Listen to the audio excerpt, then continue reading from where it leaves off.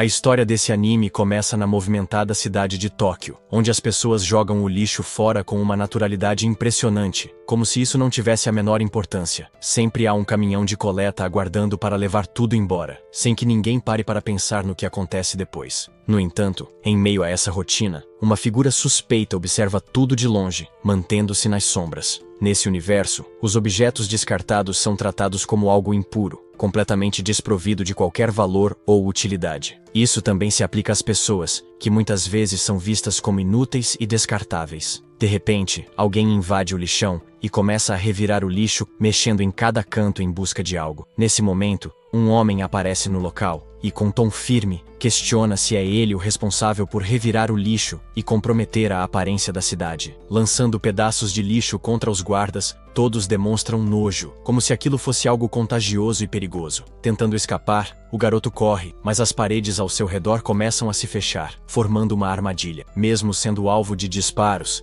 ele desvia das balas com uma agilidade impressionante, quase como se fosse o próprio Flash em ação. Todos ao redor ficam atônitos com a velocidade dele. Apesar disso, ele acaba levando um tiro que o atinge. Ele se esconde rapidamente, e os guardas passam direto, sem perceber sua presença. De volta à cidade, o garoto está furioso e revoltado. Ele não é um ladrão de verdade. Apenas pegou um ursinho de pelúcia rasgado que encontrou no meio do lixo. Enquanto isso, nas ruas da cidade, várias pessoas começam a conversar sobre o suposto ladrão de lixo, especulando sobre quem poderia ser. Alguns apontam que os tribais como os principais suspeitos dessa confusão. Nisso, uma garota é repreendida por estar perto de um deles, como se isso fosse algo vergonhoso. Mesmo saindo do local, ele ainda ouve os comentários maldosos das garotas ao seu redor, que falam dos tribais com desprezo, dizendo que eles ajudam os sujos e não se importam com higiene. Para os moradores da cidade, os tribais poderiam desaparecer completamente sem que isso fizesse a menor diferença. Em seguida, a história mostra o outro lado da cidade, um subúrbio onde muitas pessoas estão doentes, jogadas no chão em condições precárias. Lá, comentam sobre o protagonista, conhecido por fuçar no lixo dos cidadãos da cidade. Dizem que, se ele continuar desse jeito, isso pode acabar gerando sérios problemas para todos. É nesse contexto que conhecemos Rudo, o jovem que está no centro dessa história. De repente, sua amiga Tiawa aparece, curiosa, querendo entender por que Rudo insiste em mexer no lixo da cidade. Ela lembra que os moradores dali são extremamente rigorosos com a limpeza, e teme pelo que pode acontecer com ele caso seja pego em flagrante. Tiawa confessa que não compreende o motivo de tanta teimosia da parte dele. Rudo responde que faz isso porque os ricos descartam coisas que ainda poderiam ser úteis, sem se importar com aqueles que passam necessidade. Ele sente uma profunda compaixão por quem vive sem condições dignas. Tiawa sorri, feliz por ele ter esse tipo de coração generoso. Mas logo um grupo de garotos aparece e começa a zombar de Rudo, criticando-o por sempre estar entre os lixos. Eles pedem que Tiawa se afaste dele, como se isso fosse uma ordem. Comentam que as luvas de Rudo nunca são trocadas, e devem causar coceira só de olhar para elas. Um dos garotos chuta algo que Rudo tinha acabado de organizar, provocando sua irritação, embora ele prefira não reagir. Tiawa fica sem entender por que implicam tanto com ele, já que todos no subúrbio têm o mesmo cheiro. Mesmo assim,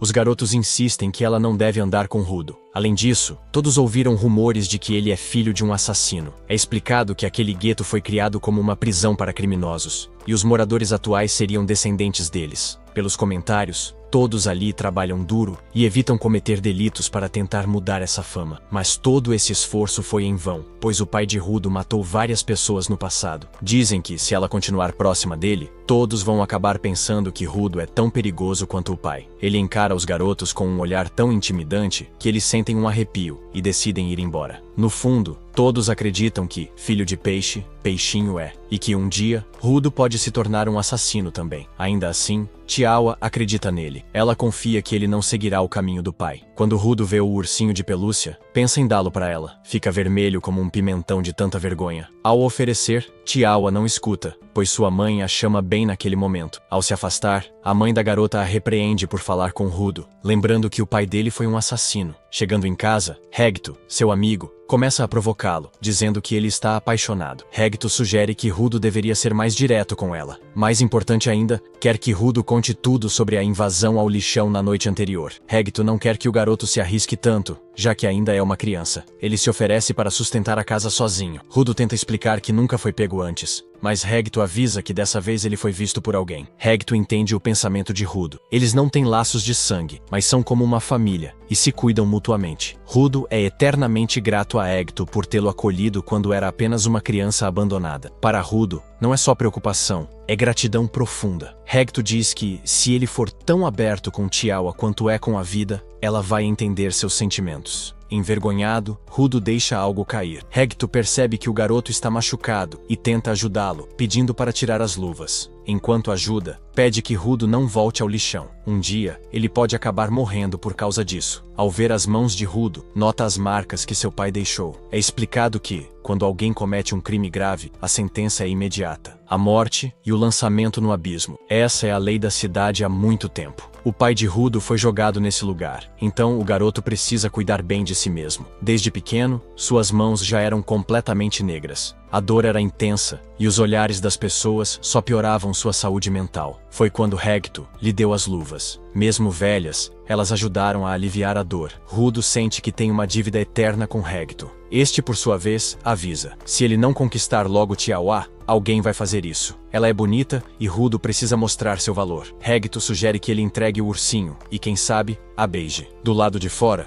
enquanto conversam, um homem com aparência assustadora observa a casa. No dia seguinte, Rudo treina seu sorriso, mas é tão forçado que chega a assustar. Hegito se irrita, porque ele não consegue sorrir de forma natural. Ele quer que o garoto aprenda a sorrir, mesmo que seja aos poucos. Rudo acredita que, com aqueles olhos, jamais conseguirá namorar alguém. Decide ir até a casa de Tiawa. É explicado que o abismo é um imenso lixão. Todo o lixo da cidade vai para lá, assim como as pessoas que cometem crimes. Rudo lembra que seu pai foi jogado naquele lugar. Ele se pergunta o que acontece com alguém depois de cair ali. Enquanto observa o abismo, Tiawa aparece. Ela se surpreende por ver Rudo por ali. A garota comenta que ouviu dizer que o abismo foi criado como punição, uma lembrança para que as pessoas não cometam crimes. Ela acha que, mesmo sem querer, quem vive ali pode acabar presenciando uma execução. Ela não quer ver Rudo sendo jogado lá. Ela entende que há lixo que parece desperdiçado, mas arriscar a vida por isso é demais. Rudo lembra que Hegito lhe disse a mesma coisa. Tiawa pede que ele não roube mais lixo, e menciona que Hegito gosta muito dele. Quando diz isso, Rudo percebe que ela também gosta dele. Fica com tanta vergonha que não sabe o que dizer. Ele entrega o ursinho, diz que ela pode jogá-lo fora se quiser, já que veio do lixo. Mas ele acredita que aquele bichinho ficaria melhor nas mãos de alguém que saiba cuidar. Correndo para casa, Rudo encontra vários soldados na região. Eles parecem não entender o que estão fazendo ali, mas ao abrir a porta, encontra Hegito sendo esfaqueado diante de seus olhos. Não suportando ver aquela cena, ele parte para cima do homem, mas acaba sendo jogado para longe, enquanto Rudo pede para que espere. Mas o homem apenas pega o livro e vai embora. Ao verificar como Hegito está, ele pede que o garoto deixe aquela cidade o mais rápido possível. No entanto,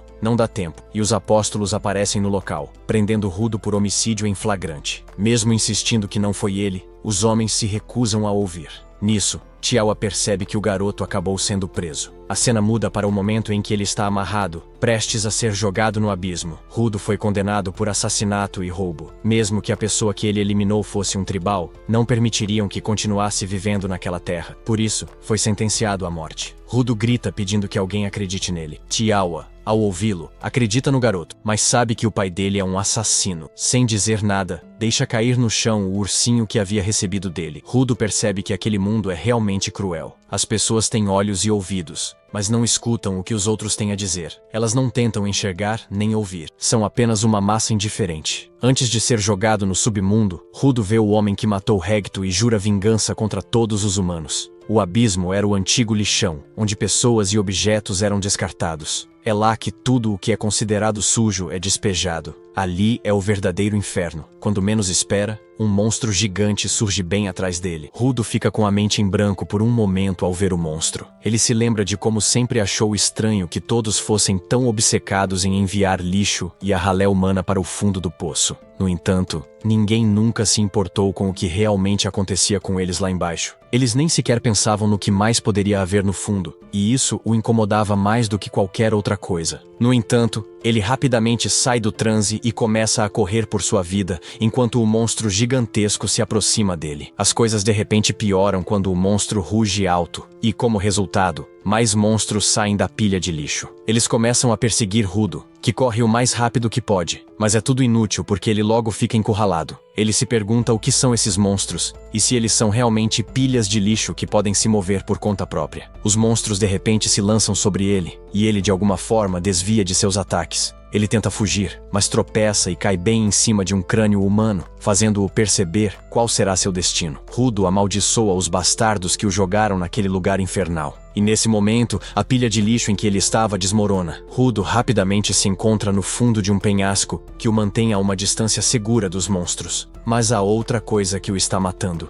Ele percebe que o ar deste lugar é literalmente veneno. E se ele o respirar por muito tempo, seus pulmões serão rasgados. Ele cobre a boca e o nariz com as luvas, na esperança de encontrar um lugar para se esconder e se recuperar. Mas então, ele de repente percebe que um espaço seguro pode nem mesmo existir naquele inferno. Ele começa a perder a esperança e de repente vomita sangue, cujo som atrai os monstros novamente para ele. Rudo cai no chão, incapaz de se mover, e ele quase aceita seu destino quando de repente, o corpo moribundo de Regto surge em suas memórias. Uma estranha força de repente surge nas mãos de Rudo, mas ele não a nota. No entanto, ele sente sua visão mudando e começa a ver luzes saindo das pilhas de lixo e do cano de ferro à sua frente. Rudo rasteja em direção a ele, determinado a permanecer vivo, porque tem um motivo para viver. Ele agarra o cano de ferro e se levanta, declarando que voltará à superfície e se vingará das pessoas que o enviaram para lá e do bastardo que matou seu pai. A raiva começa a se acumular dentro dele, e os monstros se esgueiram em sua direção, usando essa chance. No entanto, quando um deles o ataca, Rudo simplesmente o afasta com o cano de ferro sem nem se preocupar em olhar para ele. Como resultado desse ataque, um deles voa e atinge o guarda-chuva de outro habitante do poço, que fica surpreso que alguém que pode lutar contra os monstros tenha chegado ali. Enquanto isso, Rudo ficou completamente maluco enquanto lutava contra os monstros. Ele não se importa com o ar venenoso ou com o sangue que escorre do nariz enquanto continua a pular. E mesmo ser esmagado contra as enormes rochas em grande velocidade, não parece causar muito dano a ele. Um monstro esmaga a rocha em que ele estava preso,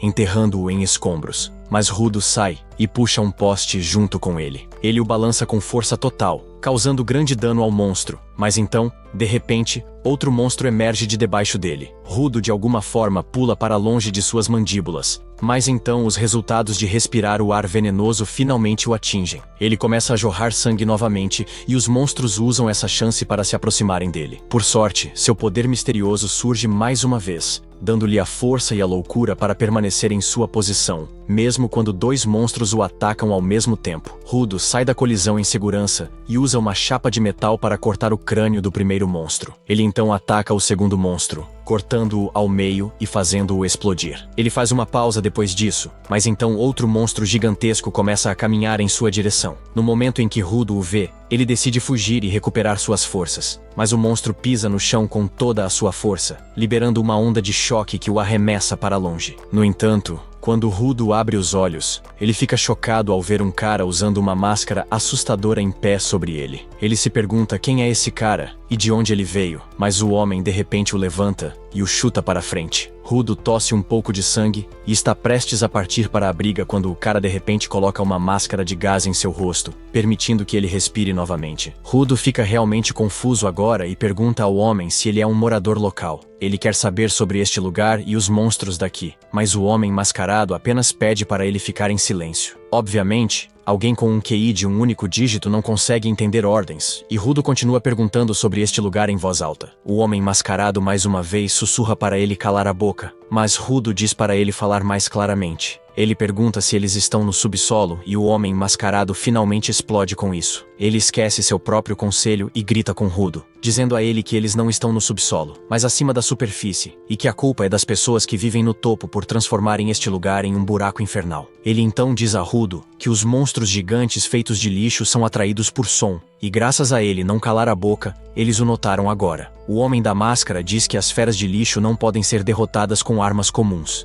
Então, a melhor escolha deles era fugir em silêncio, mas eles não podem mais fazer isso. um monstro chega por trás deles neste momento, e o homem mascarado decide lidar com ele antes de qualquer outra coisa. Uma energia dourada de repente emerge de seu braço e cobre seu guarda-chuva, transformando-o em uma arma. O monstro os ataca, mas o homem mascarado simplesmente gira o guarda-chuva em seu rosto, usando-o como um liquidificador de mão para triturar o monstro. Os pedaços do monstro caem por toda parte e de repente se transformam em poeira. Rudo já estava surpreso com o estranho poder, mas agora está ainda mais curioso sobre os monstros não se regenerarem depois de serem atingidos por esse ataque. Nesse momento, uma enorme horda de monstros chega lá, mas o cara mascarado está confiante de que pode lidar com todos eles. Ele corre em direção aos monstros, explodindo-os rapidamente com seu guarda-chuva de lâmina, e então pula usando seu guarda-chuva como um paraquedas. Rudo se pergunta se isso é algum tipo de tecnologia que o povo do poço usa, ou se é algo único do homem mascarado. Enquanto isso, o homem mascarado se move na frente do último monstro gigante restante, que de repente cospe uma bola de ácido nele. Ele bloqueia e espalha o ácido com seu guarda-chuva, e o ácido explode violentamente ao atingir os montes de lixo.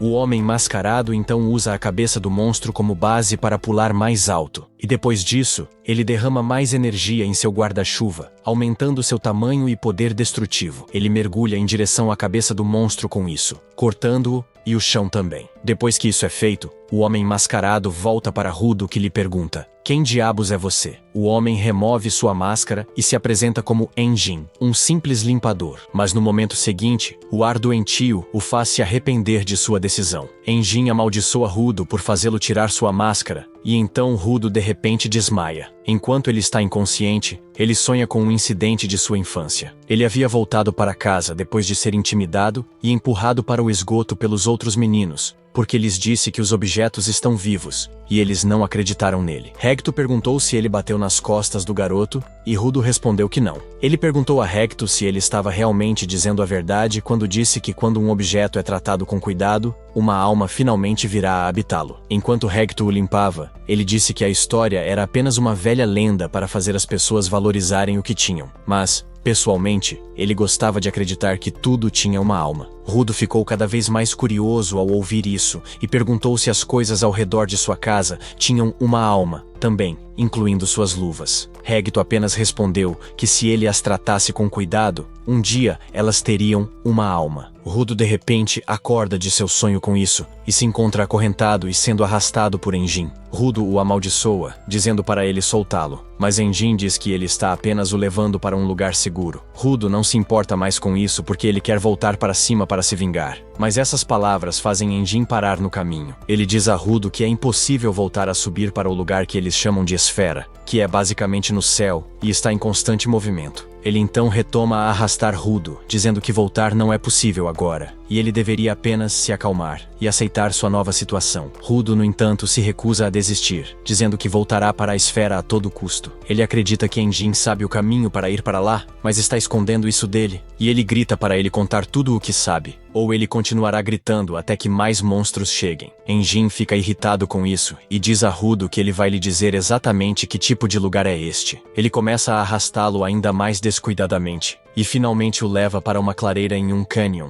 que é 100 vezes mais limpa do que os arredores. Enjin o deixa lá, dizendo-lhe para se divertir enquanto ele sai rapidamente. Rudo o amaldiçoa para pelo menos libertá-lo, mas Enjin vai embora sem dizer nada. De repente, um monte de homens usando máscaras de gás sai dos caminhões e começa a se dirigir a Rudo. Ele se pergunta se eles são os habitantes deste lugar, e as pessoas também ficam incrivelmente curiosas sobre ele. A julgar por suas roupas, eles se perguntam se ele é da esfera, e se aproximam dele de forma assustadora com suas perguntas. Rudo diz nervosamente a eles que ele caiu da esfera, e os homens de repente jogam fora suas máscaras. Eles parecem realmente empolgados em ver um morador da esfera vivo com eles, porque no passado sempre encontravam apenas seus corpos mortos. Eles ficam excessivamente curiosos e começam a examinar o rosto de Rudo, e ele imediatamente se afasta deles. Os homens dizem a ele que não pretendem fazer mal e começam a soltá-lo, o que o faz pensar que eles são muito mais gentis do que Enjin. No entanto, tudo se revela uma armadilha, e logo Rudo se encontra acorrentado muito firmemente dentro de um caminhão. Ele se pergunta o que diabos está acontecendo, mas os homens do lado de fora conversam sobre a sorte que tem de conseguir um esferita, vivo de verdade, porque ele definitivamente renderá uma quantia enorme. Eles conversam sobre como as pessoas pagam uma quantia absurda de dinheiro pelas partes do corpo e roupas dos esferitas mortos, e encontrar um raro os enlouquecerá. O líder dos homens então diz a Rudo que a razão pela qual as pessoas estão dispostas a pagar uma quantia tão grande de dinheiro por esferitas é porque eles os odeiam. Ele amaldiçoa as pessoas que vivem na esfera, que despejaram todo o seu lixo no planeta até que se acumulou, envenenando o ar e criando monstros. As pessoas que morreram por causa dos monstros ou perderam suas casas por causa do ar e da terra tóxicos guardam rancores profundos contra os esferitas. E assim que encontram um vivo, eles serão castigados de forma brutal. O líder então decide dar algo para Rudo comer para dar as boas-vindas à superfície, e essa comida é carne podre e outras coisas estragadas. Ele continua zombando dele o tempo todo,